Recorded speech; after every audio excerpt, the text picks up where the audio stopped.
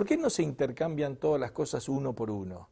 Una cámara de fotos por un celular, por un par de zapatos, por un pantalón, por una lámpara, por un auto, por un avión. Claro, a todos nos parecería ridículo. ¿Cómo va a ocurrir eso? Contablemente sería mucho más fácil, porque uno contaría simplemente unidades, pero está claro que la respuesta lógica es que las cosas no valen lo mismo. No, claro que no valen lo mismo. Entonces la siguiente pregunta de Adam Smith es, ¿por qué las cosas valen lo que valen?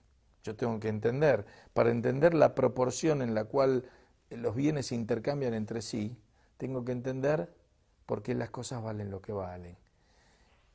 Y nos metemos acá en un debate que de nuevo ocupó siglos y la atención de filósofos, incluso, y que solamente se develaría, digamos, no por Adam Smith, a quien voy a decir en realidad que tal vez incluso da un paso atrás en lo que se venía desarrollando aquí, sino luego en algo que en economía llamamos la revolución marginalista, y esto es tres economistas en la década de 1870, un austríaco, Karl Menger, un inglés, William Stanley Jevons, y un suizo francés, Léon Walras. Ellos tres desarrollaron una correcta teoría del valor. Pero comento cuál era el debate, digamos. La gran discusión que existió en los filósofos de todos los tiempos es si el valor de las cosas depende de algo objetivo, como puede ser la cantidad de trabajo que cuesta producir algo, ¿no? O el costo de su producción. Esto parece tener algún sentido, ¿no? Si hay algo que me cuesta más producir, es como que lo valoro más. Entonces parece tener algún sentido de que las cosas valen más porque cuesta más producirlas. Pero la verdad es que también había otra opinión dando vueltas por ahí que decía, bueno, no, en realidad las cosas valen más si son más útiles. Entonces existía esta discusión acerca de, bueno, pero ¿es el costo de producción o es la utilidad? Y se presentaba en algunos casos, cuando se planteaba la cuestión de la utilidad o la escasez, incluso hay cosas que son escasas, lo que se llamaba entonces la famosa paradoja del agua y los diamantes. Entonces se decía, miren esto, el agua, no hay cosa más necesaria y útil que el agua, no podríamos vivir sin ella, sin embargo vale poco. Y fijémonos los diamantes, cualquiera de nosotros puede vivir sin diamantes, y sin embargo los diamantes valen mucho. Entonces, ¿cómo resolvemos esta paradoja? La utilidad parece que no es entonces, que debería tener que ver con la cantidad de trabajo, el esfuerzo que requiere una cosa u otra. Pero alguien podría de pronto decir, bueno, pero también puedes ir caminando y te encontrás un diamante, digamos. ¿Y cuál es la cantidad de trabajo que le dio valor a... El diamante va a valer muchísimo, pero la cantidad de trabajo fue muy poca. Bueno, estamos en el medio de toda esa discusión.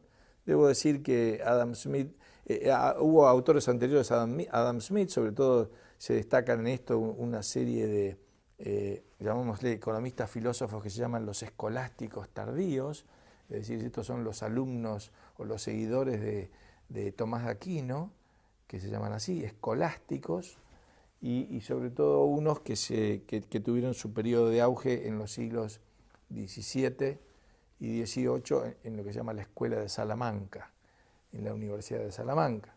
Ellos estaban cerca de resolver este dilema, pero por alguna razón Adam Smith da un cierto paso hacia atrás, planteando de nuevo el tema del costo de producción.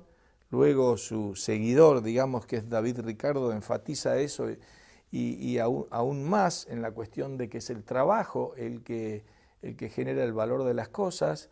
Y fíjense ustedes, y de acá esto lo quiero poner como un ejemplo del impacto que tienen las ideas, lo de David Ricardo lo toma no otro que Carlos Marx. Y Marx lleva la teoría de Ricardo a su conclusión lógica.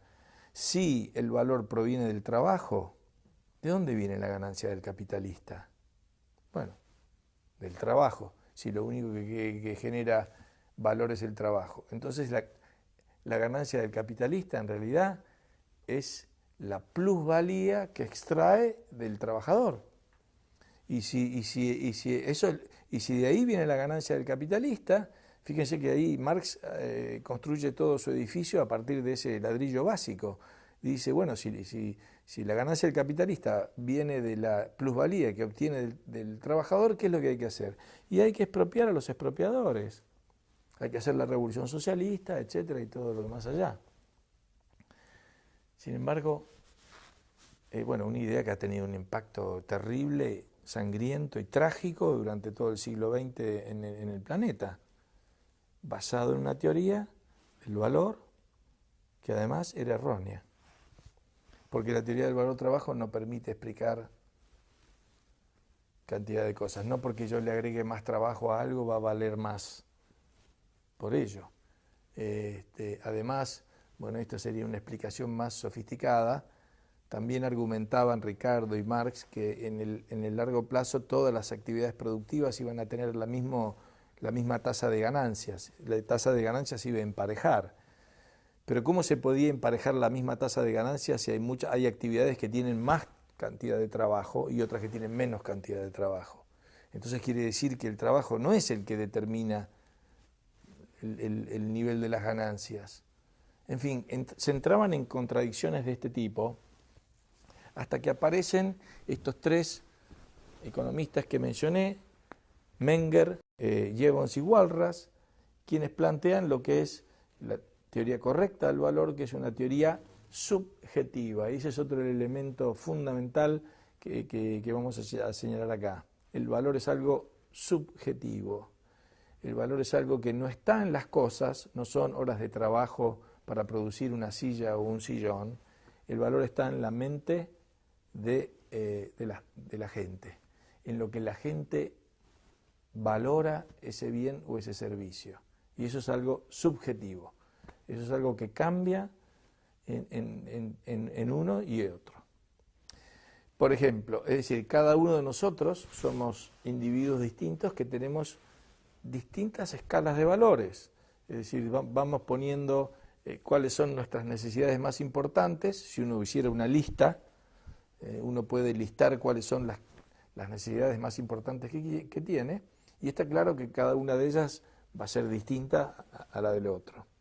Quiere decir que lo que realmente le asigna valor a las cosas es esta valoración subjetiva que los consumidores le dan porque cierto bien o cierto servicio tiene la capacidad entonces de satisfacer una necesidad. Yo podría pasarme, y voy a poner de nuevo estos ejemplos tontos que pongo, pero yo podría pasarme a lo mejor, supongamos que yo quiero armar un auto en la puerta de mi casa, quiero armar, no voy a hacer las piezas, las voy a comprar las piezas, pero yo voy a ir armando un auto. Bueno, la verdad que con lo que yo sé de estas cosas es bastante probable que me lleve 2 años y al final de los 2 años haya algo ahí en la puerta de mi casa que más o menos se parece a un auto. Y supongamos ahora que pasa mi vecino, y mi vecino me vio todo este tiempo trabajando ahí. Y yo le digo, mire, ¿qué tal vecino? ¿Cómo le va? Mire, usted me vio acá, ¿no es cierto? Acá tengo este auto, dígame una cosa, ¿pero usted cuánto vale? Y el vecino me va a mirar y va a decir, mire, yo no lo quiero ofender, discúlpeme, pero para mí no vale nada. Y yo le puedo decir, pues sí, pero yo le puse 2 años de trabajo a esto. Sí, pero para mí no vale nada.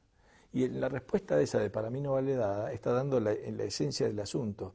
Para mí, es decir, para él, subjetivamente, en su escala de valores, eso no vale nada. Quiere decir que lo que le da el valor a las cosas es la valoración subjetiva que tiene cada individuo del servicio en última instancia que ese bien le va a dar. Esto, por supuesto, produce una revolución, de hecho debo decir así, en la economía en ese entonces, y debo decir también, por si hay alguno que sigue al menos curioso por ese tipo de teorías, derrumba el marxismo para siempre, desde el punto de vista teórico. Por supuesto que desde el punto de vista político, el marxismo todavía faltaban 50 años para que tuviera el primer éxito, que era la Revolución Rusa, y faltaban 100 años para que se cayera el muro de Berlín.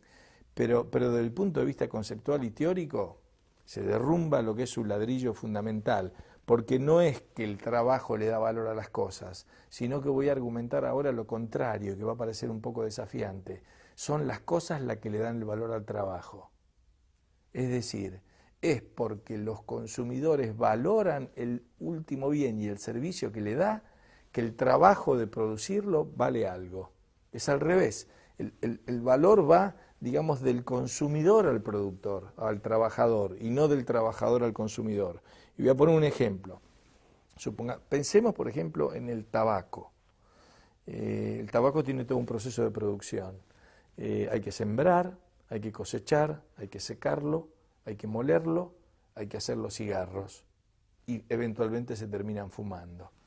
Una teoría del valor trabajo diría que a ese recurso que es el tabaco se le va agregando valor en la medida que se le va agregando trabajo y va pasando por esas distintas etapas hasta que todo el trabajo agregado generó todo este valor que es el que tiene el cigarro en el momento que se vende al consumidor. Pero fíjense esto, ¿qué pasaría si la gente deja de fumar?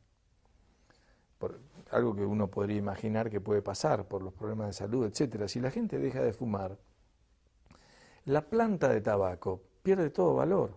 Si no tiene otro uso, no serviría para nada, sería una maleza, un yuyo. No tendría ningún valor. Y el trabajo en la cosecha de tabaco tampoco tendría ningún valor, porque no hay nadie que estaría dispuesto a pagar eso. Quiere decir que lo que le da valor a la planta de tabaco y al trabajo en el tabaco es la valoración última del consumidor que está dispuesto a fumar. Ese transmite valor hacia atrás. Y si el día de mañana el consumidor deja de fumar, la planta no servirá para nada. El trabajo tiene una diferencia y es que el trabajo es tremendamente maleable y flexible. El que estaba trabajando en tabaco puede ir a trabajar, no sé, en azúcar, en cualquier otra cosa. Para todo hace falta trabajo. O sea que alternativas de trabajo siempre hay. Pero la planta de tabaco pierde todo su valor. Entonces el valor es algo que proviene de la valoración subjetiva que tiene la persona que fuma, que recibe un placer por fumar, por ejemplo, y eso es lo que le da valor a la planta de tabaco y a el trabajo. Quiere decir que en última instancia, y ahí es donde entra, y después vamos a ver un poco más de detalle, el papel del emprendedor. El emprendedor, ¿quién es? El emprendedor es aquel que está atento a cuáles son las necesidades de los consumidores y entonces organiza ese proceso para llevarle al consumidor lo que el consumidor está necesitando. Y entonces es el emprendedor es un poco como el instrumento para darle valor al trabajo. Es el que luego va y contrata al trabajador y dice, bueno, tu trabajo ahora tiene valor porque yo estoy pensando que la gente va a querer fumar este cigarro o tomarse este café o lo que sea.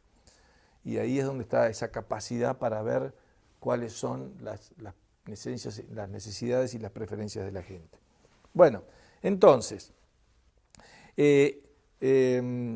división del trabajo, intercambios, valoración subjetiva.